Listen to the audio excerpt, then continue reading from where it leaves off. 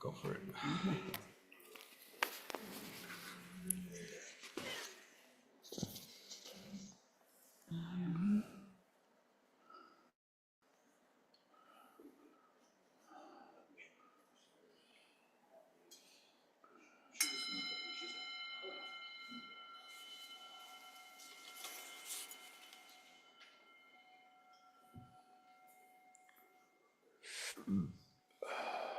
Okay. So welcome back. Welcome again. If you missed the talk that you either didn't remember or didn't get to that started at 10 o'clock, it will be on YouTube and you'll be able to, Emily will pull it up, you'll be able to access it. I know it's hard when we change times on you. So as we discussed earlier, and as most of you know, the practice that we do during this hour is in fact an alternation between settling, and actually we begin by settling the body, which I'll remind you of in a minute, and then we have an opportunity to become more at rest in mind as we focus on the breath. And then, and I'll say more when we actually get to it, within this state of being stable in body and more at rest in mind, we open to sound. Sound is another object on which we can focus. And sound is a different kind of object, obviously. Breath, you're focusing on actually the sensation of breath. Sound is everywhere. And we feel that our mind and sound are united when we do that. I'll say more about that when we get to it. So to begin, we do take a moment to appreciate that here we are with enough health and ease to come together in a place to do some practice. So there's some appreciation that not everyone has that. We don't know when we may not have it. And with that attitude of gratitude, can take a moment just to sense the experience. We're moving out of our heads to experience the sense of contact that you have with your seat. It's already there. You don't have to do anything. You don't have to make it up or imagine it. You feel whatever word you might use: contact, pressure, connection, support. Thank you. And with that sense of support that you experience, you may find that subtly as an invitation to relax just a little bit more, to let your seat support you. What an idea. You don't have to be an independent, upstanding individual. You can allow the support, which actually comes to you. I love to remind myself, it comes to you directly from the center of the earth. You are seated right now, directly above the center of the earth. And you are being held from the center of the earth. So you have a deep, deep seat. And the body can translate this sense of physical support to a sense of simple trust, to a sense of ease, security. The ground is stable now. It's holding you. You can count on it. It will hold you through this practice. You will have support. And just allow yourself a moment to feel into that. I don't know about you, but I feel as I describe this myself, a few muscles that I didn't know were tense are relaxing just a little bit. And the bottom of the body sometimes it's not as relaxed as it can be. And this is like having roots in the ground. And from these roots, like a fresh flower stem emerging from the ground, you rise, the trunk of your body rises. Not stiff, not perfectly ramrod straight, but rising. There's a natural curve in the back. And of course, if you have back issues, you do it in a way that is going to work for your body. You know your body, and you adapt any instruction to work for you.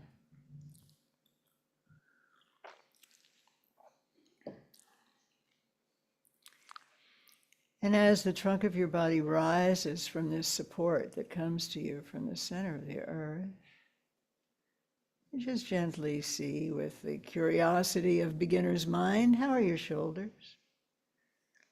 Often our shoulders are tenser than they really need to be. And if you notice tension there or in your hands,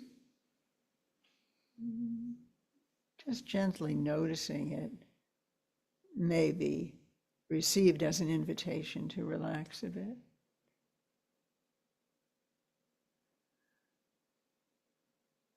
And aware of the sense of your own jaw.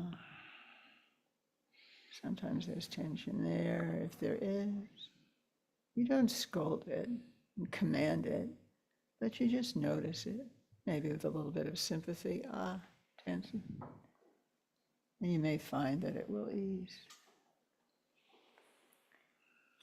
And then having your neck long because you tuck your chin in just a little bit. This is really helpful. It keeps the verticality of your upper body strong. It also tends to open the space in your chest, which feels good. So all of this is really just an invitation to sit in the way that a human body actually wants to sit. It's comfortable.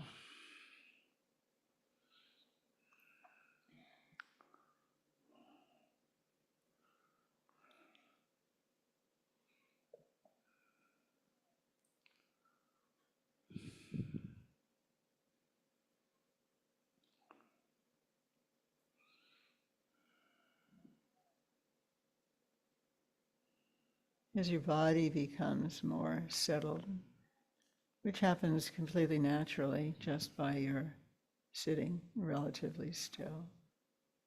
You'll feel a settling. And you also become sensitive, if you weren't already, to the experience of your breath passing through your nose, your chest, energy of your breath going all the way down to your belly, which may encourage you to relax your belly also.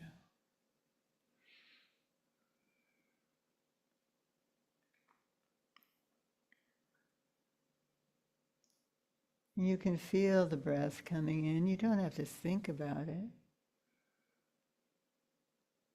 Let your attention unite with your breath, sensing your breath. You're not trying to change it, much less judge it. Breath is a gift. But sense it, feel it. Feel it coming in. How does that feel? Where do you feel it? Feel it moving down your body.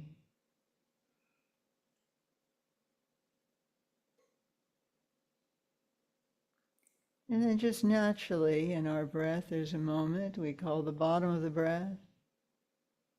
When you've finished inhaling, but you're not yet exhaling. And again, not a matter of holding your breath at all, but just noticing that moment. It may be just a moment. The bottom of your breath, that's the bottom of your breath. And then at just the right moment for you, you exhale. And that exhalation, I always remember, teaches you something about relaxation. It's a relaxation, an ease, exhalation.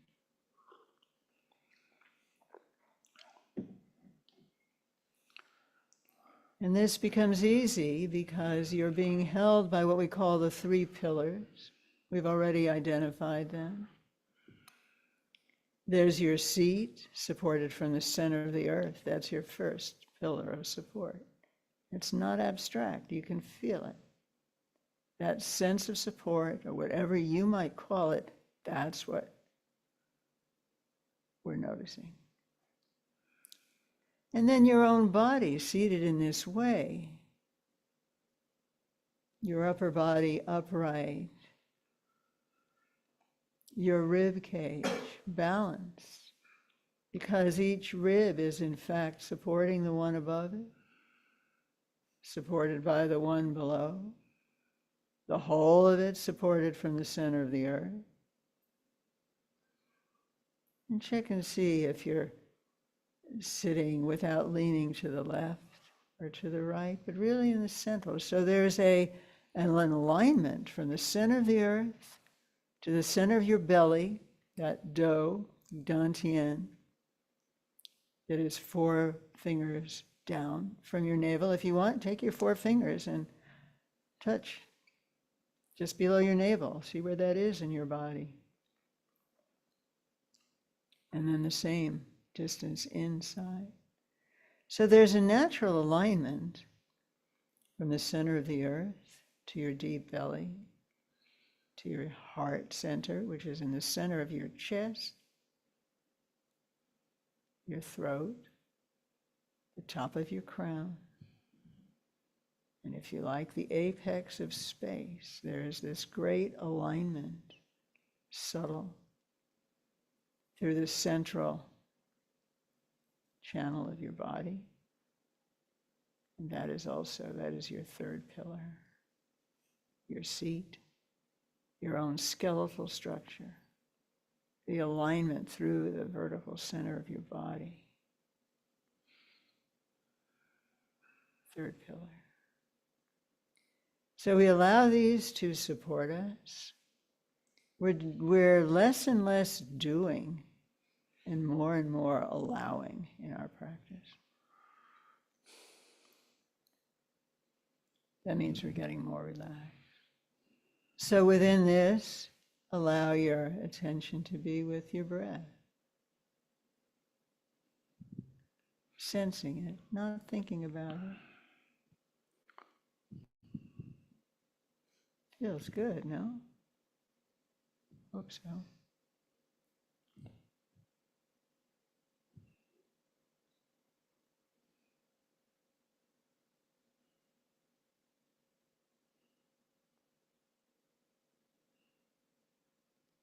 And whenever you notice, as is inevitable, that your attention goes somewhere else, remembering something from the past, thinking about hope or concern for the future, it's fine.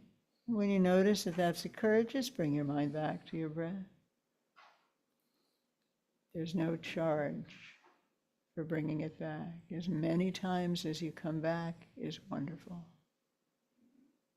So I'll do this for another minute or two.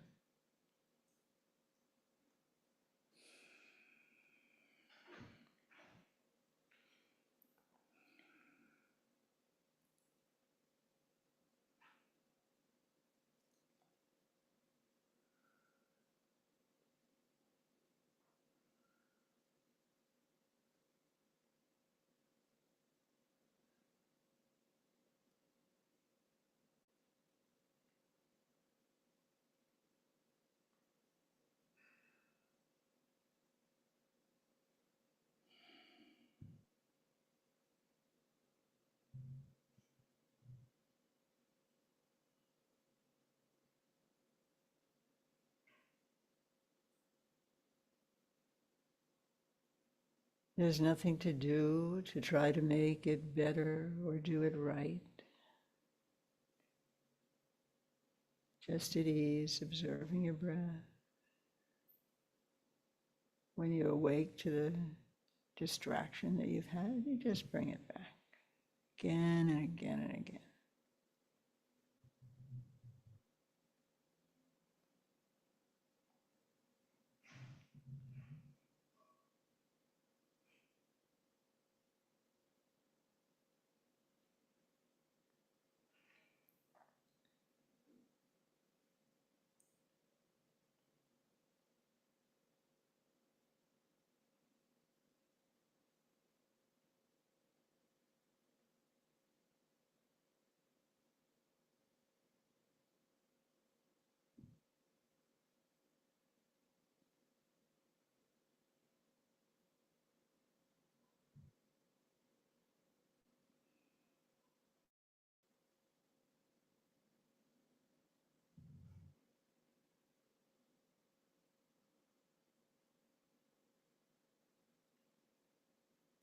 One more minute.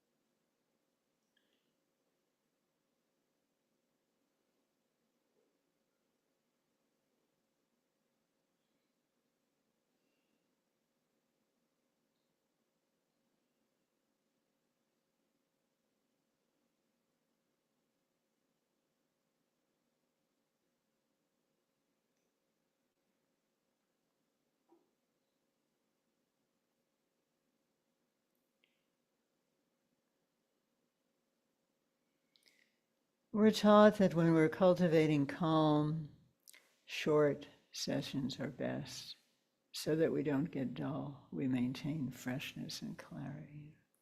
So it can be helpful to switch your object.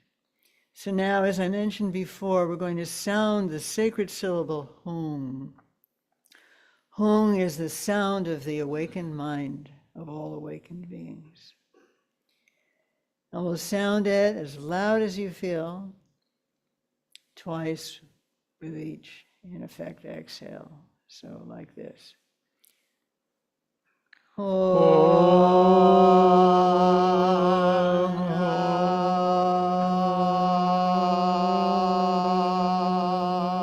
And you sound it at your own pace.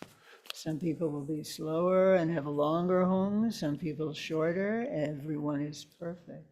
Sound it at your own pace, feeling that your mind, your attention, the sound, and your breath are totally united. It's a kind of healing feeling. And you're not doing, you're allowing the unification of sound, breath, and mind. It's a natural unification. So we'll do this for several minutes, and you'll hear the bell, and then we'll fade it out.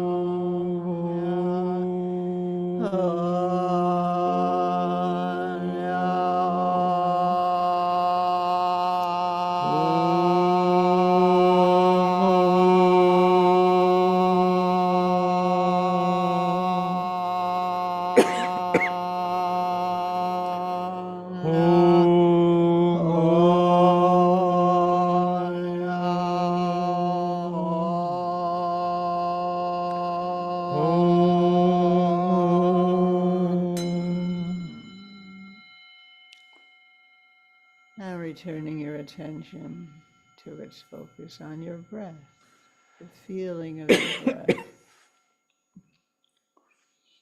We'll do this for about 5 minutes.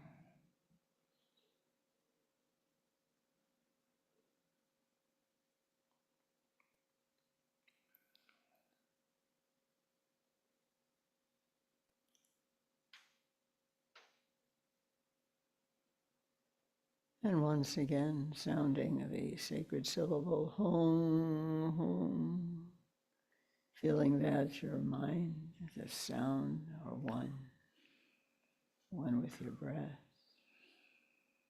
sounding it out.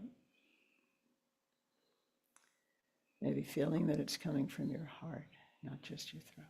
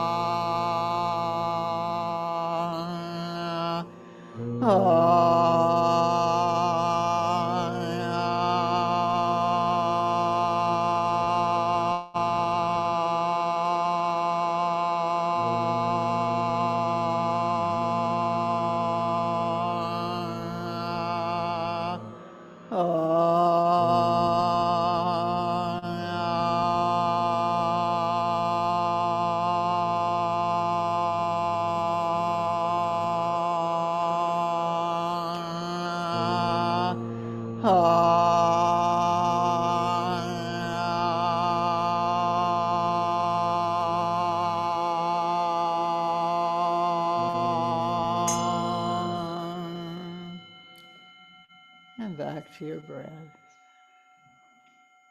About 2 minutes.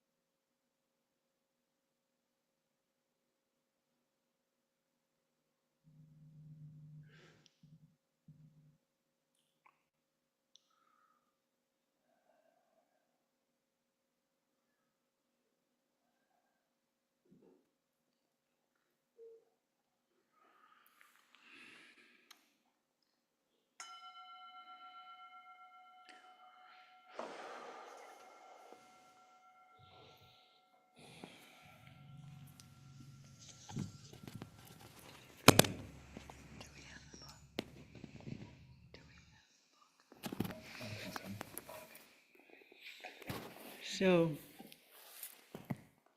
how was that? Comments, questions? Maybe put it together with the talk that you heard earlier.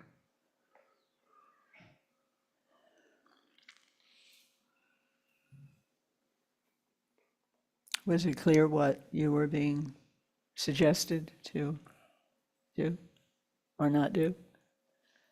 Okay, that's good. That's the hearing part of it. Bingo.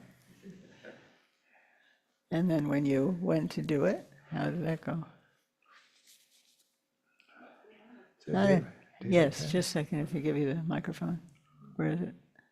Oh, perfect. Where do you come down on open and?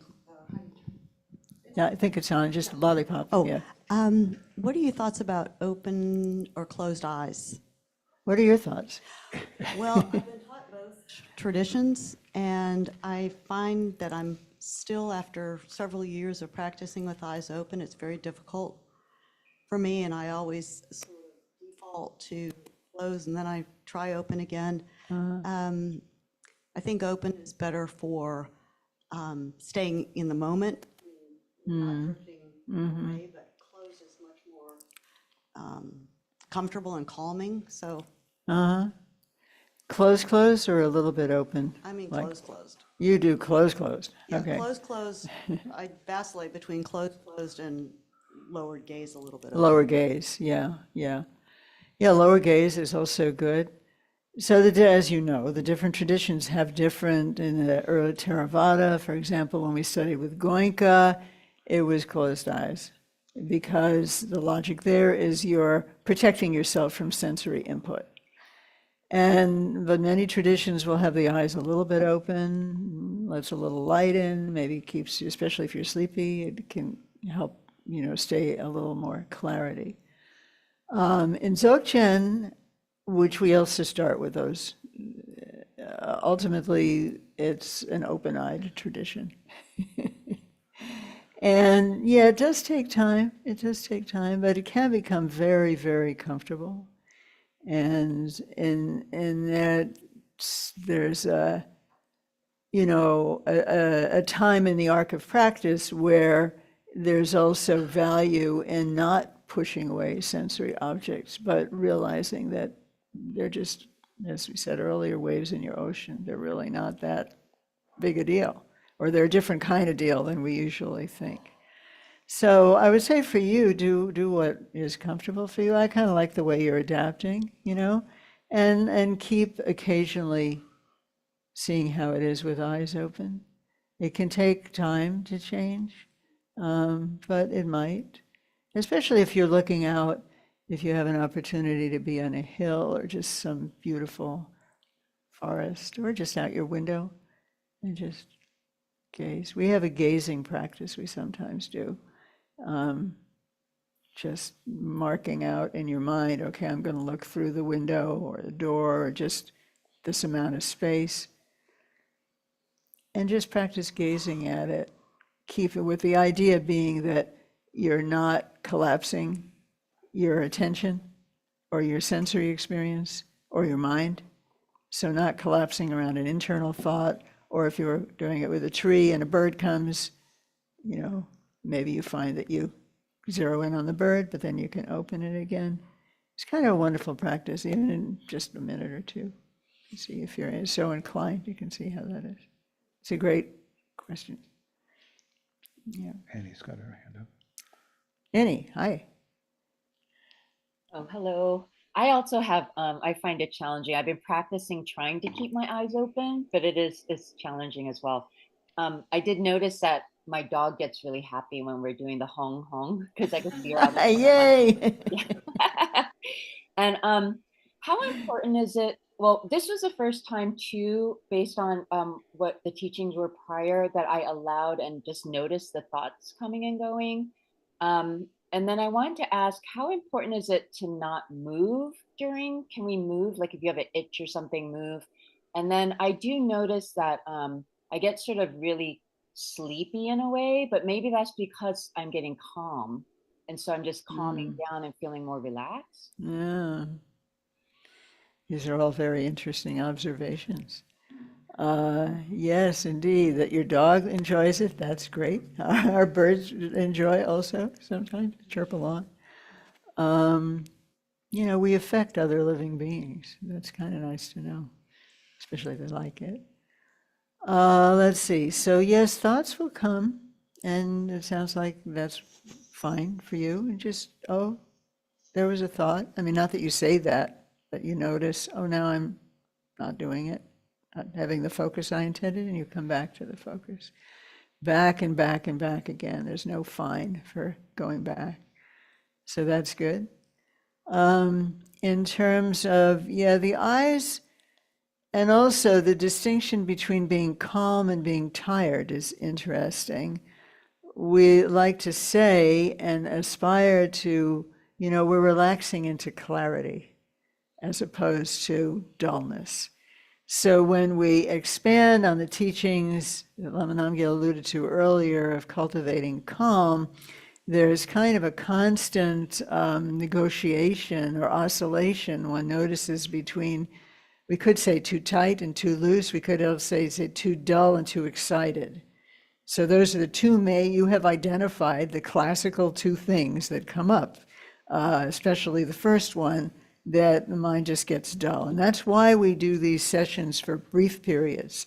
You can set your, you know, timer to 1 or 2 minutes and do 1 or 2 minute sessions. Our teachers of all, and the tradition itself really emphasizes keeping it short so that we don't lose that clarity. So if you're sleepy, that's when it can be helpful to have your eyes a little bit open, or even just to, as Norbert once showed us, to take in some quick breaths that might clarify. He did it through his nose in that context. What was the other thing? Movement. Yeah, so you asked about movement. In general, You're not on camera now, okay. we would encourage not moving. Hold, oh yeah, just hold on for a second. It's okay. Not moving.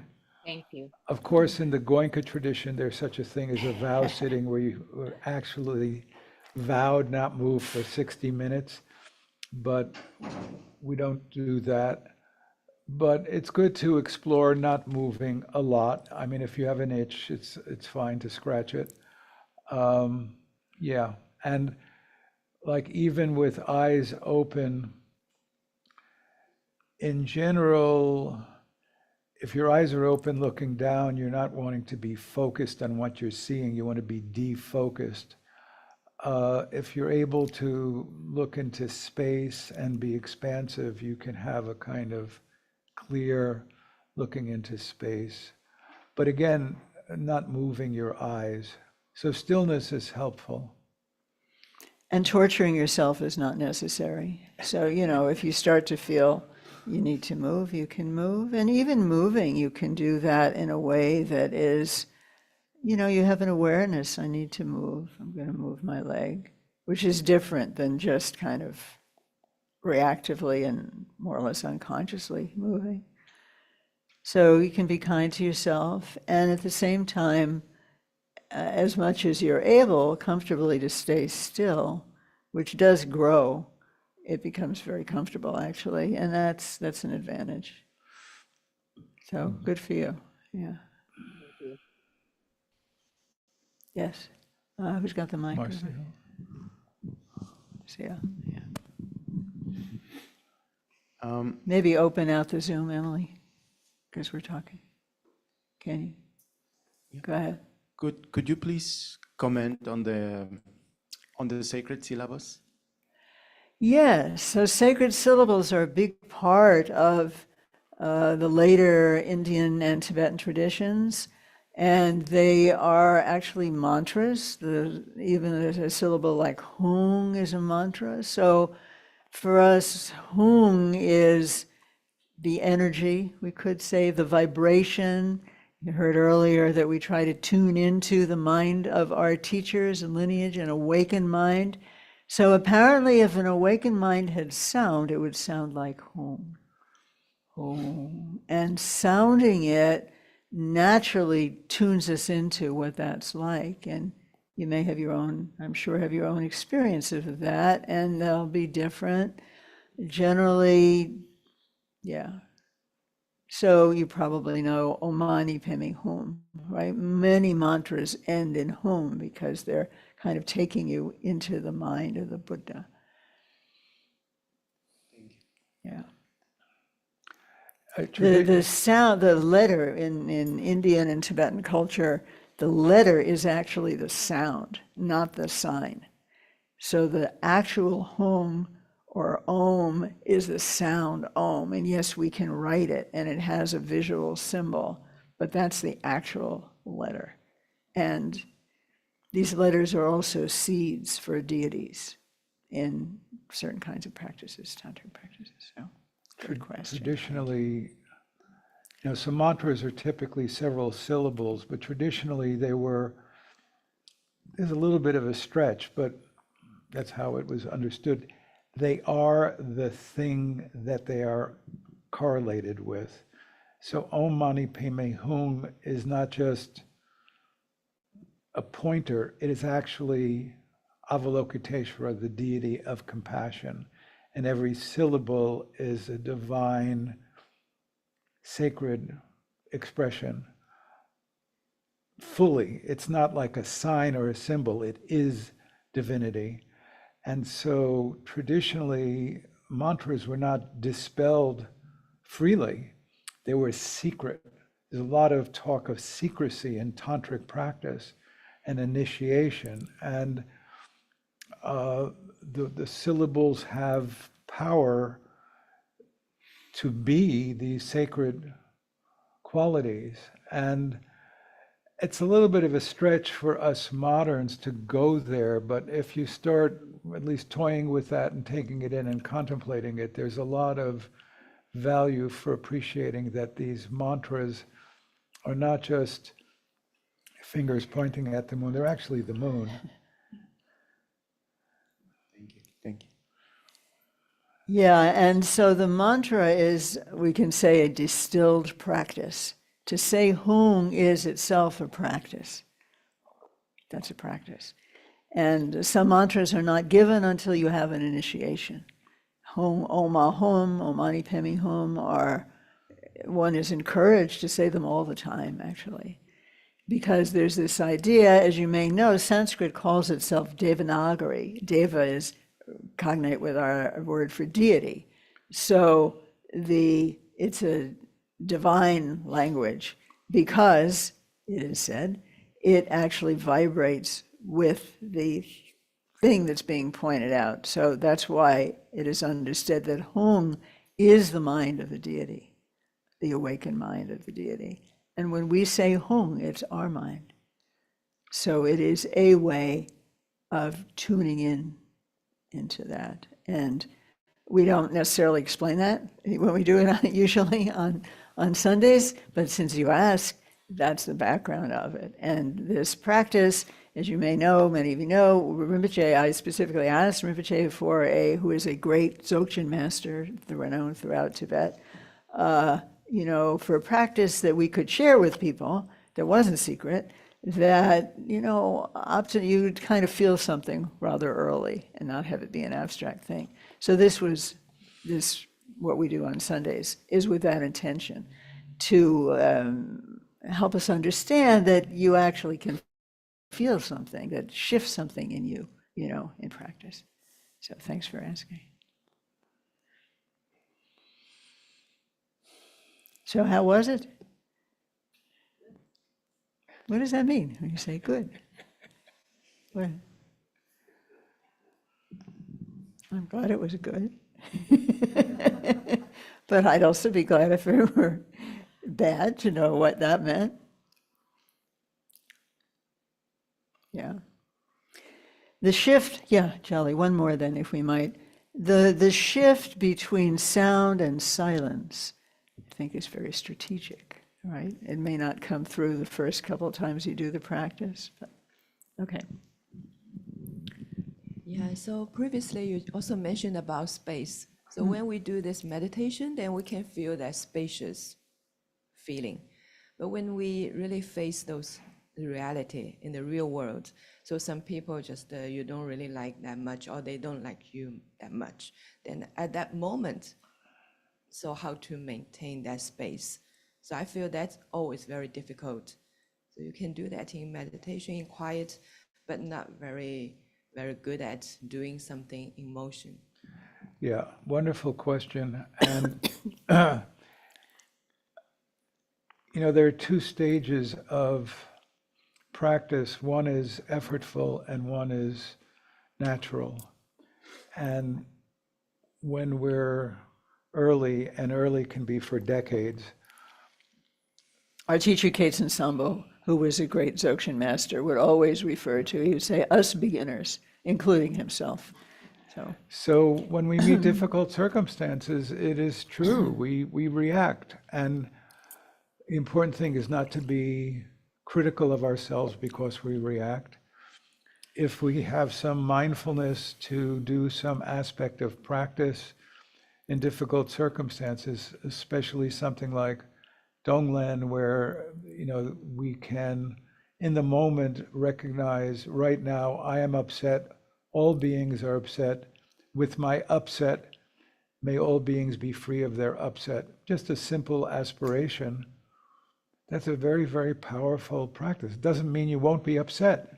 And we don't do Tonglen with an attitude of, I'm going to wipe out my upset. No, we do it recognizing this is a very difficult situation. I'm feeling very upset, and I'm recognizing and developing compassion for all beings. At a certain point, we may get to a place where we do feel, even when things are even upsetting, that there's a kind of larger holding. That's kind of a fruitional state of practice. You don't have to do anything then. It's just you've arrived at that. And that just becomes a natural gift and blessing of practice.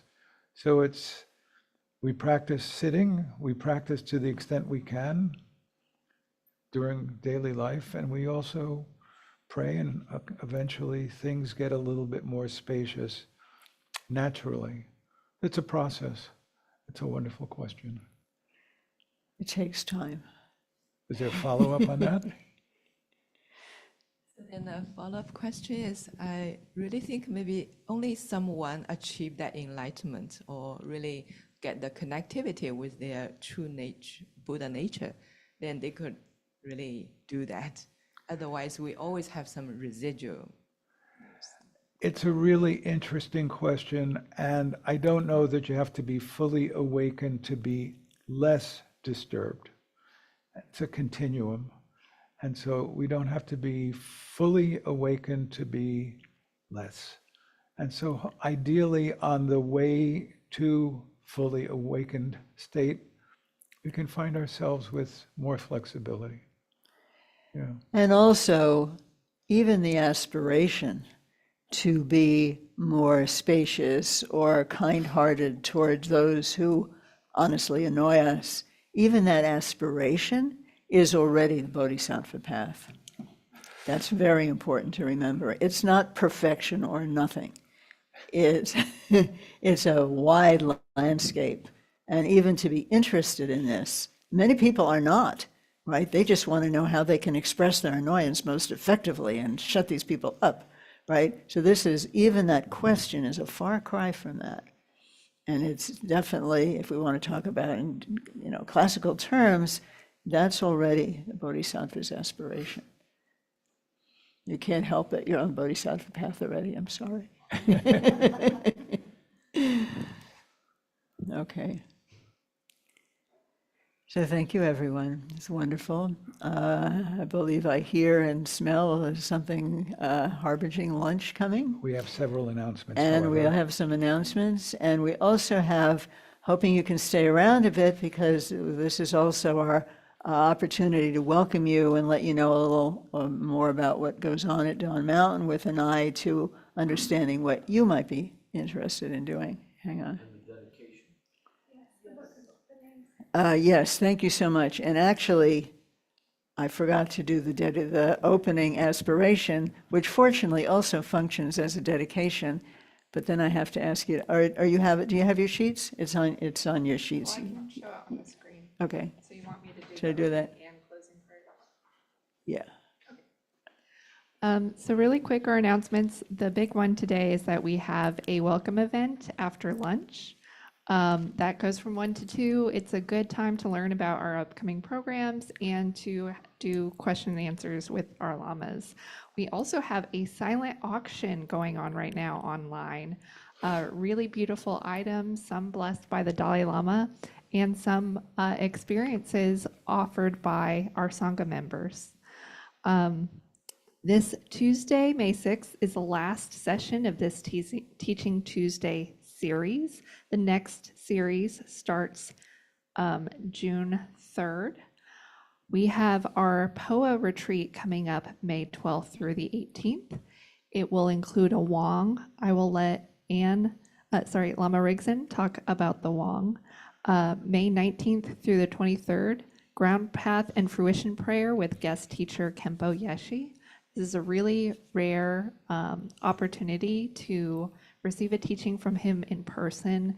We highly recommend you come. You can talk to me you can ask me questions during lunch about it. I welcome that. In June, our schedule will change for Sundays a little bit. We will move the meditation up an hour to 10 a.m. and teachings will follow the meditation. So when we have teachings, that we will no longer have the Teaching Tuesday series in the summer. It'll actually move to Sundays. So I'm sorry, our next Teaching Tuesday series starts on a Sunday. So it'll be first and third Sundays, but that way we maintain a consistent start time, and what changes is the end time, because I think a changing start time's hard for me. Beginning June 22nd, we'll have free yoga classes in front of meditation. So yoga at 9 for those of you who are in person, and meditation at 10. Would you talk for a moment about the Wong at the POA retreat? Okay, Do you have the polls, by the way?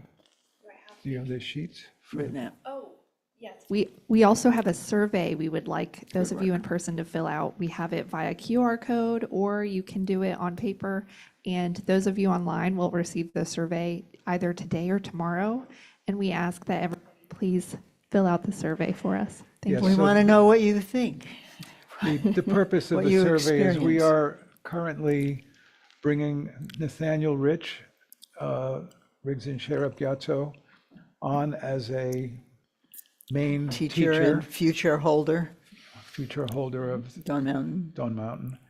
And He's we're- sick today, or he would be here online. We're looking to tighten up and tweak what we do, and we want And to make it hear more from- comprehensible. we want to hear from you what your experience has been and what you would be looking forward to. So really be helpful if you could take some time. I would actually ask people to fill it out before lunch, because it will really, really support us, and we'd look forward to your information. Or at least before you leave the room. And about the initiation. So the POA retreat POA means transference. It's a very important practice in our tradition. Our teacher taught it 5 times when he was visiting, and it's a practice for death, for your own death, to, within the belief that we continue, which most traditions hold one way or another, even if it's just a one stop to heaven, or otherwise, for us, it's an ongoing stream of rebirths, mostly unsatisfactory rebirths. So we aspire when we die to go to Amitabha's Pure Land. And Amitabha's Pure Land is famous throughout East Asia. The Pure Land practice is very, very important in East Asia and also in Tibet.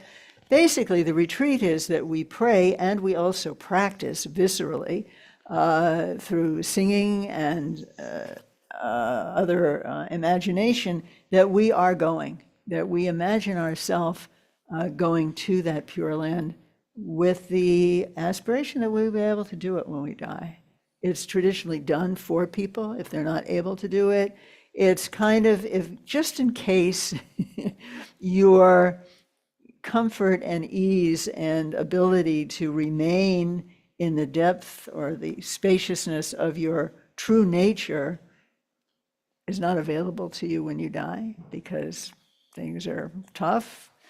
This is a practice that is accessible. It can be completed in 1 week. Unlike many practices which take years and years, this is completed in 1 week. And then you have it. And if you become skilled in it, you can also help others at the time of death. Many of us have done this for our parents and for others. So it is an initiated practice. And Rinpoche did record an Amitabha initiation so that we could use it when we couldn't be together.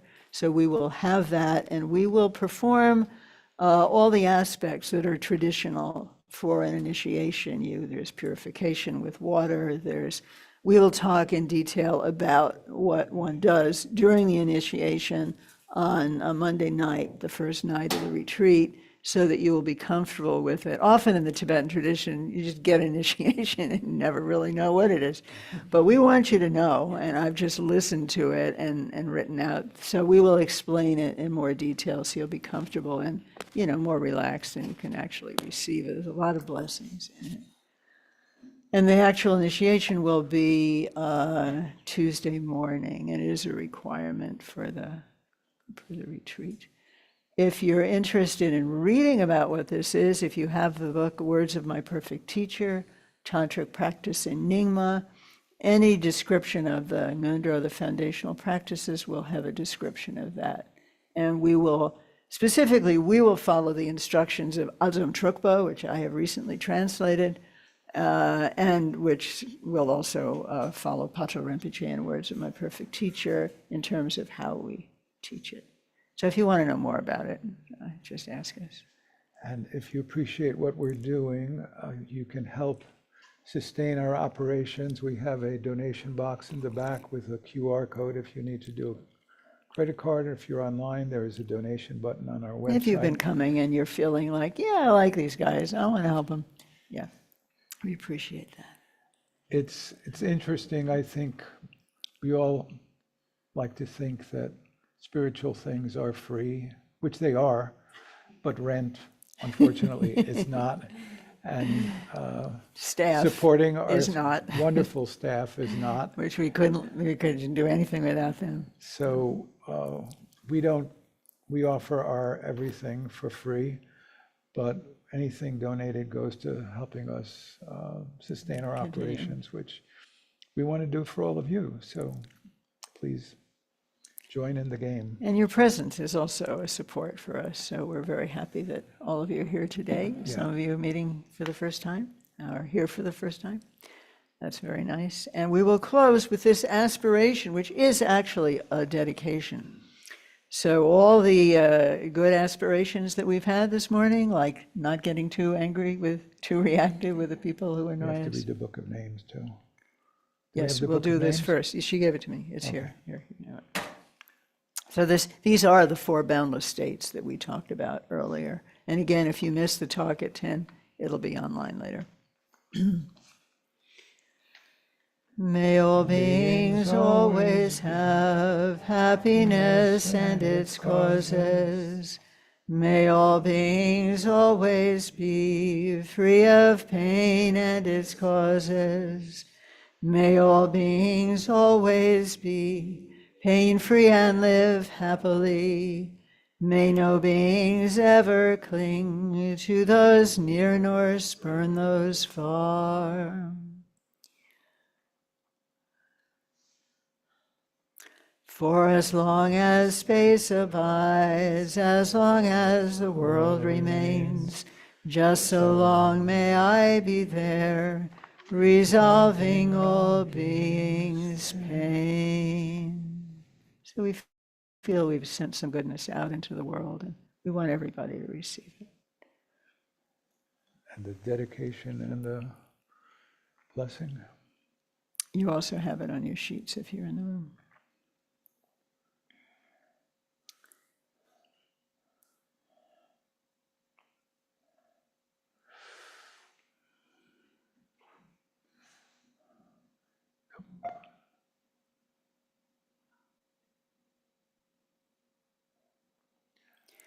By this good may I swiftly once become a great guru, lead all beings, everyone, to reach to that very ground. With all of you in mind, we light this lamp of clarity. May the glow of love, wisdom, shine within us, everyone. We all rise forth born in one awakened mandala. And today, along with all sentient beings throughout space, we dedicate our merit to Alberto, Gina, Ben, Camila, Laura, Chakra, victims of oppression, Nature, Gia, Camachos, Monica, Beatha, Sheila, Maria, Tlaloc, Andrew, Benjamin, Louis, TL Tulak,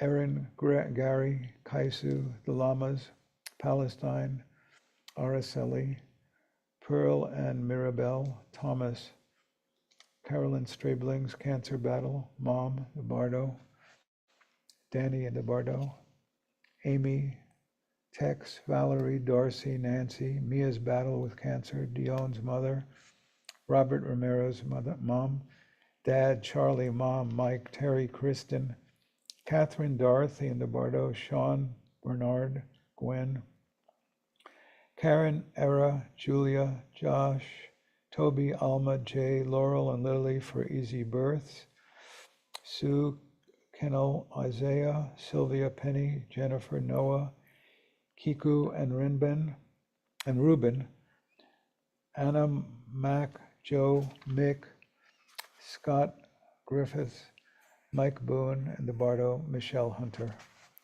Pat and Richard Darcy's friend in the Bardo moment. And we'll close sending our light and good wishes to all, feeling that the Ah is in the center of your heart. Ah is an expression of wisdom. It's also a mantra. We'll just sound a long ah, feeling that light, if you like, and your good wishes are going out to everyone here and everyone everywhere throughout space.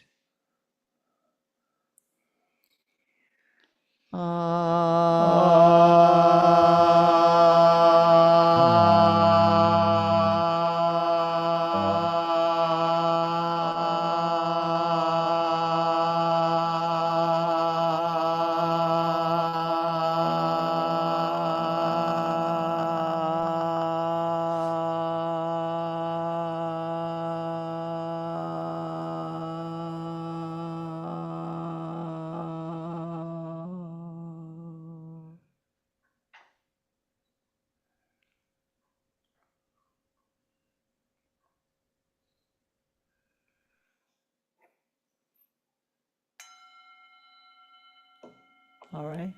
Thank you all for being here, enjoying your practice. And Thank lunch you all. is, Have a good Sunday. We look forward to seeing people at 1. if we get done with, we have to wait until 1? Yes, it's scheduled at If you 1. can't, yeah. We can't change that.